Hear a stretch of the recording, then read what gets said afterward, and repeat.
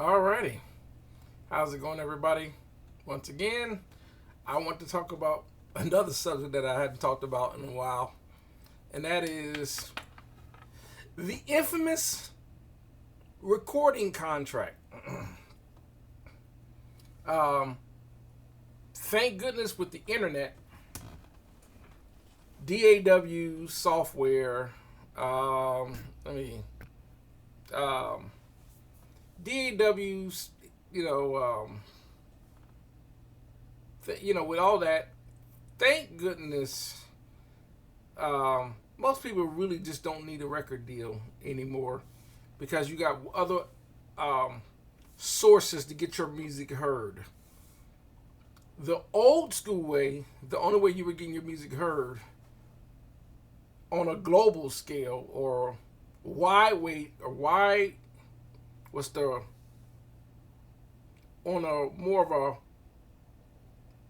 wide, bigger scale, like for example YouTube as an example, right? Um, YouTube. I didn't like the lighting. YouTube. Anyone can watch my video no matter where they're at. They can be in France. That's the great thing. Oh, for those that are new, my name is Mark. This is my channel, Mark's Music Place. Definitely subscribe, hit the bell, write some comments, so forth. I just want to get all that out the way. So, with that being said, that's the only way you can be heard is the radio. Then came video. And video became a brand new outlet, was a bigger marketing because now people weren't dependent on the radio. People can be seen. More people would tune in the video because now they can see what the artists look like instead of just listening on the radio. Radio became, especially what we call terrestrial radio. We're talking your four-letter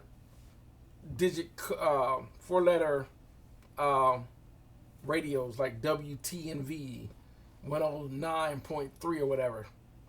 Terrestrial radio, right? And these are some of the radios that if they're reporting. Because not everyone reports their rotations of artists. But because there's only so much time in a day, this is where payola got involved and all that, where how some people would pay to try to get their artists more rotated spots, because a song could range anywhere from 2 to 5 minutes, and some could be 6 minutes. That time on the radio is pretty much taking up time in an hour, especially if they're going to rotate that song 3, 4, 5 times a day. That's like rotation. If they're going to do it 15 times a day, you're talking, that's practically once, or maybe twice. If we're doing 24 rotations in a day, that's at least once every hour. 3-minute spot, and every so many minutes of so many hours or minutes of radio time, they had to throw in a commercial because they had to pay the bills. So radio time means it might be 10 minutes of commercials. But not every radio station plays music. Some of them do online radio, morning radio shows, afternoon radio shows. Some used to report the news, and the list goes on and on.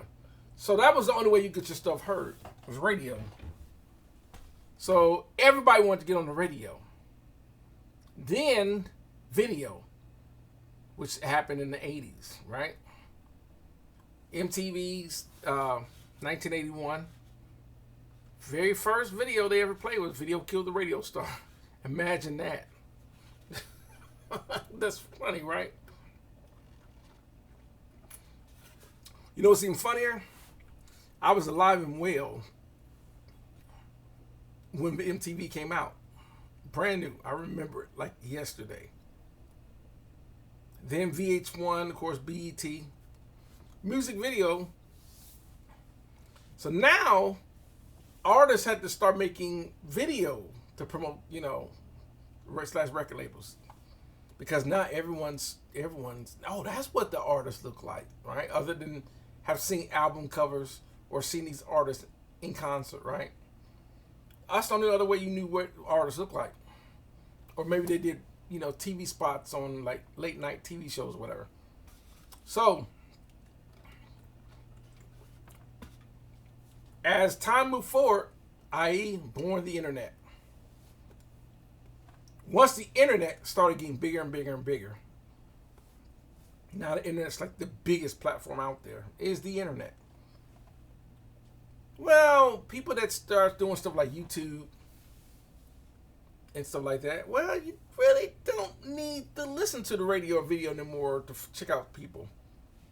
Watch YouTube now, whether you got a record deal or not.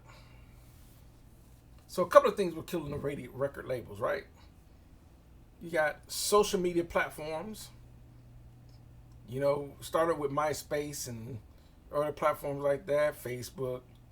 Now we're on TikTok and Instagram, Snapchat. Just goes on and on and on, right? Social media. And on top of that, streaming services. We had Pandora was born, iHeartRadio, so forth, Reverb Nation, Spotify, SoundCloud. Then all these distribution and then become independent distribution companies, other than the ones that were controlled by the labels. Same thing with music publishing now, which was controlled by separate publishing companies or the label, right? Don't need that no more, So all this just changing. So now it's like, well, the reason why most people needed a record label for the most part was they needed a marketing and promotion. The NIE also at the same time did digital audio workstations, plugins, software, interfaces to do everything you can do in your laptop / your Mac or your MacBook Pro or your laptop, your PC laptop, software, plugins. Now I can do everything through my digital software. I get make up interfaces, some software, some whatever case. I record this stuff. After that, once I'm done, I can export an audio track, put it on SoundCloud or Reverb Nation, iTunes, TuneCore, whatever. And I can upload it. I can even send my stuff to, if you still want to make CDs, like disc makers or whatever, and have stuff mass manufacture for a fractional price. And now you can put that stuff. Now you got CDs manufactured. You can practically even use your cell phone to take your own photos now. It's things like that. So let's go back to the record deal, the infamous record deal. The record labels always claimed that it was beneficial for artists to sign a record contract. The reason being is they said, well, we can get you exposed on a global scale, including nationally and internationally. I mean, Europe and all that, right? So we have the capabilities of getting your stuff distributed in all the record stores, KT Records or some of the biggest record stores out there, right? We can get your stuff in there. We can get your stuff in Walmart. We get it in Best Buy. We can get it in Target. Your CD will be in all these places. We can get it to all the distributors and marketers for radio and so forth. But we're talking millions of dollars to do all this, right? So, but and that's how it worked. Now, here was the part about the record deal. The record deal was that they would have so many clauses in the record deal, and there are going to be a lot of people say, well, you could have signed it. You and I know when you're pressured to sign something on the spot, it's like a car sales. or whatever. You don't have the time to scope every single paragraph to make sense. Now, what they used to do, in some companies would sit there, some of them would put a check. And then here's the check. Here's the thing, even though we call advances pretty much loan because it's recoupable, right? But technically, an advance is really not a loan. Even though we treat it like a loan, because they want their advance money back when it starts making money. You got to pay the advance back. But what they're doing, they're giving you a piece of money up front with the anticipation that it's going to make a certain amount. That's all they're doing. That's why it's called in an advance instead of a record deal loan. Because loans mean that you have term services. You got so many months or days or weeks or whatever to pay that money back. Now, the trick to it is the recoupable. Because now, this is what kills artists is recoupable costs, meaning cost and then also ownership. Because whenever you create music, what most artists didn't realize, they were signing a record deal, meaning they were signing a works for hire contract. It's no different if you decide to write for a newspaper or a magazine or whatever. The articles become ownership of the magazine or newspaper. Same thing when you record songs. The songs become ownership of the record label. This is why they say this is what we call owning the masters. The master copy is the main. Whenever you go into a recording studio, and the main two master outputs that comes out of the console that goes to a recording medium, even if it's going back into the interface to record a 2-track master copy, that's what they own. Now, somebody say, well, if they own that part, then maybe I own the record. No, all the recording tracks are part of the master. At the lab, because it's such a scam. It's such a. So people are like, well, how do the artists get claim to it? Well, you get claim to it because you're associated with, because your voice and facial are connected to the music. That's how you're associated with it, but you don't own it. It's the same thing in the movie industry and everything else. If an actor records a movie, and with a film crew, they record a movie, and the actor is filming and acting a part. Let's say it's Paramount or TriStar or whatever, TriStar still owns the movie, not the actor. The actor get paid a certain amount of money for acting. They'll become an actor for hire. They sign a contract that way. So the problem with record deals is, out of the money that they anticipate this record, whether it's a single or a complete album, meaning 8 to 10 or 12 songs, how many songs are going to be on this complete album or collection of songs, right? Each song is a unit, right? The album itself is a unit. So they anticipate, we anticipate, because we believe in you, we anticipate that you're going to sell 1 million copies, because 1 million copies is rated by, which is the RIAA standard of what they consider platinum sales. 500,000 is considered gold, certified gold, right? And they're tracking this through companies like Nielsen SoundScan and Sound Exchange and all these companies that monitor the barcode sales of units. Because every time a product is sold, a CD or something, whenever the cashier scans that rings it out, they scan it, because the scanner reads the barcode.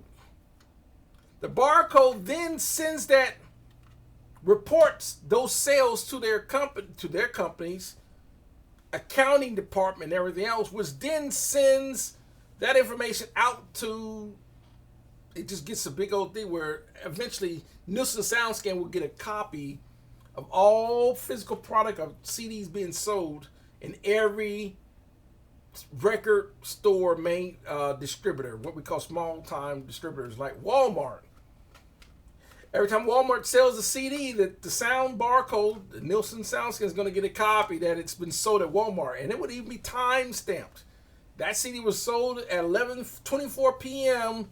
at the Walmart in middle of nowhere, Arkansas. Blah blah blah blah blah, and it was 1 unit sold there. Well, 3 units were sold at the Best Buy in middle of nowhere, Mississippi. 4 units were sold. That's how they track. And as they track this, the amount of units being sold, once a certain amount of number, let's say a certain amount of units sold this week, the following week, more units sold. The following week, more units sold. The following week, more and more units. So they sold 10,000 this week, 20,000 next week, 30,000 next week, 40,000 next week, so forth. The bigger the number is going to move up the Billboard chart because Billboard tracks record sales. That's how people know move up on the chart, because your album is selling more and more and more every week up until it peaks. Then it starts selling less and less, and then it moves back down the Billboard chart. It was number 1, number 1 in record sales. That's the key. Billboard is number 1. People used to think Billboard, I'm just the number 1 artist 3 weeks in a row. No, you're the number 1 selling artist, selling that amount of units every week. For 3 weeks, it was people were buying it like hotcakes. And then it starts selling less. Well, where are you at as far as compared to this artist selling units? Every artist that's selling units, the numbers switch. So you have one artist that was only selling 20,000 units in a week, and you were selling 25,000 units. Well, you're gonna have to be at a higher the Billboard.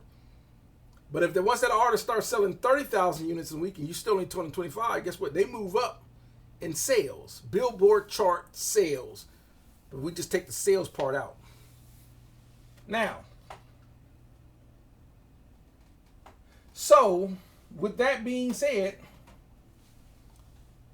the sales, everyone used to concentrate on the sale because what the record label would do is they put a percentage of sales to the artist, usually what they call a point. 1 point is about 10 cents. Actually, the standard is about 9.1 cents, right? Per sale, per unit. That's the amount of percentage that the artist will get. And some artists can get as much as 3 points, or you do the math, 27.3 cents off the total cost of the sale of 1 unit. 1 unit might be $9.99. We can't include the tax because the tax goes to Uncle Sam. So we're talking $9.99 or maybe basically $10. Well, 27 cents of $10 is what the artist gets, right? The other $99.70, you do the math, 72.9% goes to the record label. The record label's justification for this is because we have to pay the overhead cost of everyone that's on the staff, including, the president, the CEO, the vice president. You got your marketing department, your A&R department, your artist development department, blah, blah, blah, blah, blah, blah, blah. All these people are on the staff. They got to pay them. And on top of that,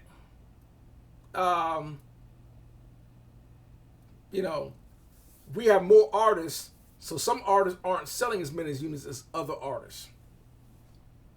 So, now, you do the math on how many units an artist can potentially make, right? So, if they're only making maybe 3 points off the sale of an album, right? And the album sells 1 million copies, well, artists is only get the 27.3% of 1 million copies. So we're talking 10 million units. You do the math. That's roughly maybe $270,000, right?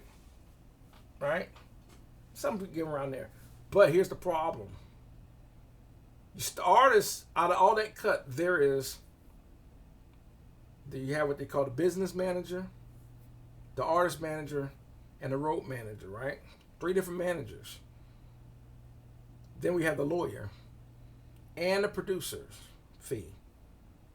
Then after all those people are paid, we have the split of what we call when you negotiate who contribute to the album on split sheets. So if you have a bass player or a keyboard player that had a little bit of input, maybe one person come up with a couple of words and a couple of verses or whatever. So all this is negotiated in split sheets of what percentages everyone's going to get if this album does well, right? On the split sheets. So if this musician I'm going to get a percentage of the split sheet because I'm coming up with my own style of whatever. Most of the time when it comes to musicians, the best way to not have that happen is just to hire them as a work for hire, not part of the writing, so they don't get a split sheet copy. They just get a work for hire pay. So the artist would just pay them a flat rate out altogether. Maybe they may pay that out of the advance they may get. But you want to set that up so the musicians can't come back and sit there and say, well, that's my bass line. Well, we know it's your bass line. That's why we hired you to play bass. But we already paid you your flat fee. You wanted $100 per song. We did 10 songs. That's $1,000. Shut up and go home. If you're going to make a big stink about it, we won't use you again. And most musicians know this when they don't work for hire. I'm getting $1,000 and they're happy because they're also going to get credit because it's going to be their name. Simon Williams played bass on this album, which will get them more work, especially if it becomes a gold selling album or platinum selling album. That's definitely going to get them more work to play for more artists, play for more session work, and as well as maybe to get the tour and travel where they can make their money that way. Everyone can make money in this. Okay. Moving on. So this record deal says they're only going to get this amount of percentage off the sales. That's what most records say. This is why we always say the record artists got screwed. The artists only got screwed on the sales portion of a record contract. Now, the artist also can get screwed off of tour support and advances. That's why you have to be careful because a lot of these artists a lot of artists, when they got these advances, $500,000, $1 million advances, touring support, and now we're talking $1.5 million. They see it in the bank. They've never seen this kind of money before in their life. Now they're looking at it like, man, I got $500,000, but you still got to make the album. You still got to pay all these session musicians. You still got to pay the studio time and everything else. But anyhow, these artists, because they signed a record deal, now a lot of people want to go start living like the celebrity that they want to live on. They automatically want to put themselves on the same level of a celebrity that's been in the game 5, 10, 15, 20 years. And that celebrity's been in the game to pay their dues and went through all the heartaches and aches and pains of their first contracts before renegotiating a better contract with a new label and a percentage deal and so forth, and all that. Plus, they've already been on the radio, they've been traveling, they got record sales, credits, and all this. A new artist think they deserve to be on that same level. It doesn't make sense to me because you ain't put in the time. But that's how almost everyone that goes in this think that, oh, I got a record deal, I should automatically be on Mariah Carey's level. Now I realize Mariah Carey didn't start that way. She did shot pretty fast because she happened to be married to that's a different story, but I'm talking about the average artist. And this is the ones that do well versus the ones that we're talking, the only ones that seem to be able to break out to continue their careers, the ones that went platinum in most instances. So a lot of record artists that never even broke or barely broke gold, it was just enough to pay back recoupment fees. Because in the record contract, it would also say stuff like free goods, breakables, things like that. It'd be so many little things that they're going to take that's going to pinch away at what they're going to pay the artists. And, their manufacturing costs, all these little things. And on top of that, because the artist hadn't made any money yet with this new contract, if the artist wants to eat at the Waldorf Astoria in New York or stay there and all that, they're tallying that up too. How much did it cost to stay there at that hotel? What, $1,500 a night? Oh, okay, not a problem. What kind of wardrobe that this artist buying? Oh, they got Gucci, Armani suits. Okay, the top of the line Stacey Adams shoes or whatever, right? Gold cufflinks, $200 cufflinks or whatever, right? Drinking some of the finest champagnes, right? Those $150 bottle or whatever, right? Oh, they're gonna host a new artist party at this top of the line, at the in a suite at the top of the Hilton Hotel, right? How much did that limo cost? Oh, to re-rent the limo. Well, the limo was $100 an hour, and you had a limo for 12 hours. That's $1,200. Oh, where'd you eat? Where'd you go? How much did it cost for the plane tickets? Oh, they flew first class. Okay, all this is being tallied up in the recoupables. So you tallied up $500,000 in wardrobe costs, and you rented a couple of Lambos. Those Lambos, how much it cost for those Lambos? $25,000 for those Lambos for a day, so you can live like a star. Oh yes, that's coming off what you. So now, because the artist is only getting that 3 points, and they still got to pay the artist manager, which is a percentage, 5% of that 20 of that their 3-point portion. They got to pay that. They still got to pay the business manager. The business manager is the one looking at the books of what the artist is getting. They still got to pay the artist manager, because the artist manager is the one trying to get groom the artist, so they make sure they're in touch with the right producers.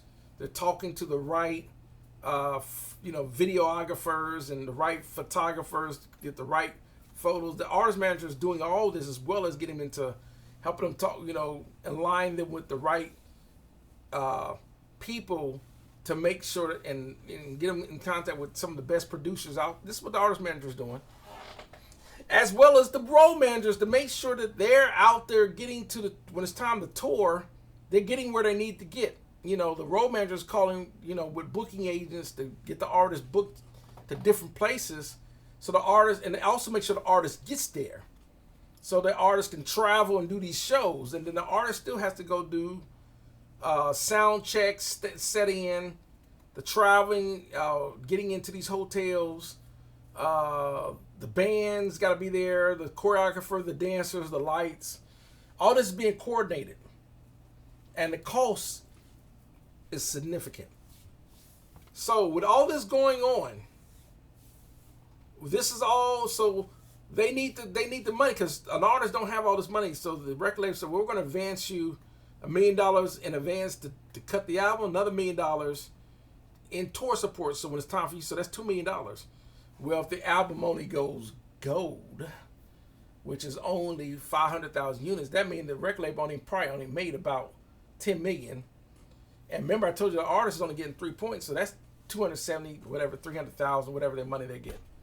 300,000, but they got $2 million in advances. So now they owe the label $1.7 million. So because they owed that, our label's going to recoup that before the artists even get paid. So now a lot of people aren't getting paid, right? So now a lot of people aren't getting paid. They're kind of pissed because they want their money. Everybody that's involved in this, the studio wants its money. Mostly the studio will get their money because they're going to take that money from the advance. So the artist is smart, should be smart enough with their business manager to pay the producer and all the road managers and everyone and lawyers and all that involved from the advance money. So everyone, at least everyone, that portion is paid. So all they have to do is just owe the label. Well, how are you going to pay the label back? You're going to tour your butt off. You got 150 shows. Well, guess what? It's 365 days in a year. Well, the shows the booking places, all these places that host all these artists, such as Radio City Hall or whatever, they want their pay before they even let you come in that place to set up to do a show.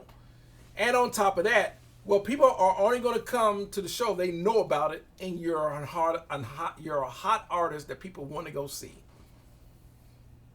That's hoping that the people are listening to you on the radio, they're seeing you on the video, they're hearing you on the streaming services and all that. So the infamous record deal, and on top of it, they have exclusionary clause and all these other clauses like we're going to own the masters for 30 years before you're eligible to buy your masters back, right? Even though, why? So you got to ask yourself as an artist, why would I want to own my masters then if I'm just a work for hire for a record label? Because these products, songs, this music that you make can be used more than just, if you create a song, it can be more than just used in CD sales.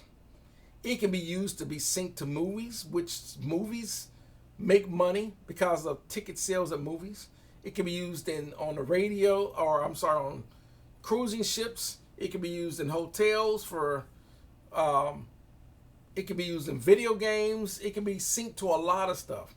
So all these licenses from the publishing company portion allows the people that own the music, most of the time it's the songwriters, and the publishing, which is a different video. That's why I need to talk about publishing. Again, I need to talk about this again about publishing, such as your mechanical rights, your grand rights, your print rights, your sync rights, and so forth, your performance rights.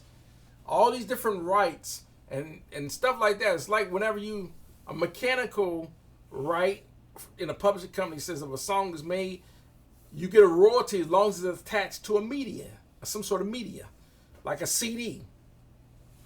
That gives you mechanical rights. That's why and on top of that, there are mechanical MROs, mechanical rights organizations that track the sales of mechanical rights versus performance rights tracks listening to the stuff. Mechanical rights tracks to the physical movement of the stuff of your songs. So you got, so all this is happening. There's so much going on.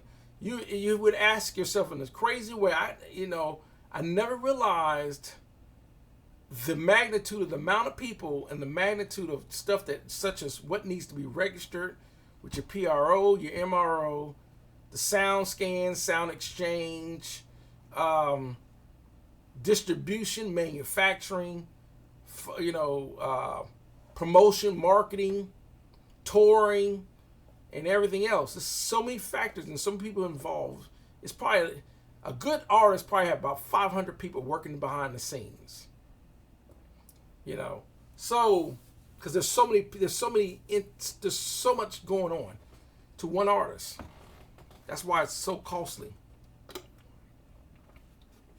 So to sum up the record deal, when we talk, and this is a 50-50, or sometimes it's a distribution record deal, or sometimes, but now they were doing 360 deals because physical sales have pretty much plummeted to a halt.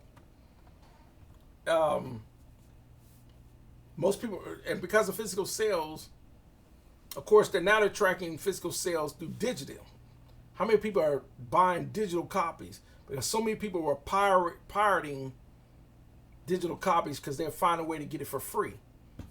And most people don't understand when you try to get everything for free, unless it's given to you purposely for free. But if you find a way to get for free, you didn't pay for it when it was intentionally meant to be sold, you're hurting the artist. You're hurting so many people. And it makes it less incentive to want to do the music, because it's like, why should I make an album if everyone's going to get it? And I spent all this work in the studio, doing all this work to make these great music, and I'm not seeing a dime of it. It's like asking people to work on your house or your car or whatever and not pay them. That's not fair to the people that's worked on it, because they're putting in the hours to fix or break whatever's broken or whatever. It's the same thing. When you go to work, You want to get paid. Imagine working at your job for 40 hours a week and then they say, oh, payroll. I ain't no payroll. We wanted you to work for free. We just needed someone to work for you. You're like, you're crazy. I'm not working for free. It's the same concept. When you want your music for free, you want all these artists come in the studio and create this music for free. Who's benefiting besides the person that's getting it for free? And a lot of people don't look at it like that. But to end on this note, that's the influence radio. When you look at the percentage of what an artist has to pay out of the amount of money they're going to get minus what they owe, that's why the record deal, and that's why a lot of people say, you know what, it's just better to be independent. They have always had this saying that it's better to be independent. It's better to make $100,000 and you make the money than to make $1 million and only got $100,000, because you knew that the other 90% went to someone else that didn't do any of the work. In the end, record labels, they may be putting up the money. And record labels have become so corporatized now that before, when an artist signed a contract, they were signed with the potential of maybe 1 to 7, up to 7 albums. It depends on how successful they are every time they put together an album. And this is in coordination with an A&R person. That A&R is the one that's helping the artist come up with the repertoire of songs that's going to go on each album. That's why it's called artist and repertoire. So the A&R along with the artists come up with what they think is their best selection of songs that they think will work, that will sell. Good A&Rs, a lot of A&Rs, most A&Rs get fired because most of the artists that they represent, the record didn't do jack. Oh, this would be a great song, man. I love that song. Because a lot of A&R people that get in this business come in with a biased opinion. Because most people everyone thinks every music that they make is the greatest music ever. And I got this philosophy that when I make my music, in my mindset, I like what I'm doing, but it's not up to me when I'm making my music. It's up to people that listen to the music if they like it. This is what made Motown so successful. He would get test groups to see if people would like that. And there were people with very honest opinions that everyone that came out of Motown, they didn't like when they was in the studio making the music. This is when a lot of artists had a lot more free reign in creativity. Artists sign these contracts now, but they're so restricted as a work for hire that they don't even have any creativity abilities in their contract. In other words, they hire basically that's what you're doing when you sign a contract. It's like getting hired for a job, filling out a W-2 and all that. You're filling a W-4 form, not W-2, but a W-4 and all this other stuff, signing out all the stuff that you have to sign to, all the stuff you have to sign to get your job, to get payroll. Well, it's the same thing on the record label. They're so restricted. The record label says, okay, this is the type of songs we want. This is the producers that we want. This is the studios we want. These are the type of songs we want you to sing. We want this kind of deal. We want the producer to come up with this manufactured set style of songs, and that's it. You're hired just to sing those songs, and that's it. But a lot of times the artist is so amped about being on a record deal, on a record contract with a record label, they don't see that they don't really understand you're under contract. And this is such a, and that's not even getting to the dark side of the record industry, where I'm talking about, which is gonna be another video I'm gonna make on the drugs and alcohol and everything else that mostly kills or ruins artists' career. 90%, I would say about 90% fall into the same trap. 90% fall into the drugs and alcohol trap. That want to be famous. The fame of the industry is the most fakest. It's such an misillusional lifestyle, because things are nowhere what people think they are in the music industry. But everyone in the entertainment industry, Whether that includes sports. It's so much that people don't realize when they get into it. Oh, it's such a. I mean, and I'm not making this up. You can Google or YouTube the dark side of the industry. This stuff is not made up. Whitney Houston and artists like that didn't die because she happened to die. She had a serious drug problem that was introduced to her at a very young age. We're talking the 80s. We're talking 80s because almost artists, that when you're with these record labels, they go to these parties and a lot of people, like I said, 90% of people become weak-minded and victim to drugs and alcohol. And I'm talking cocaine, heroin, PCP, acid, whatever. All the drugs that can go is in the dark side of the industry. But before I get out of the dark side industry, I was going to say this.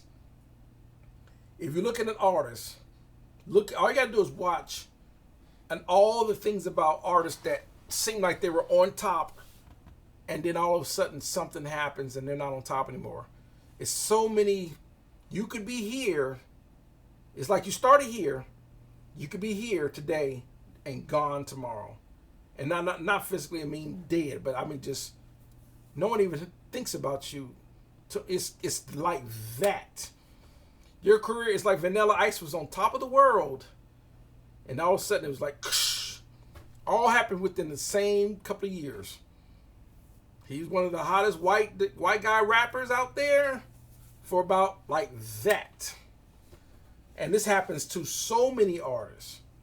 It's kind of like right now, to this day, you can look up an artist like Mickey Howard. You hadn't heard anything since Come Share My World and Imagination since. And they also have a thing called blackballing. This happens in the entertainment world too, where they're blackballing. Well, they'll make sure everyone in the industry will not touch you with a baseball bat. They won't touch you as far as they can throw you. It's such a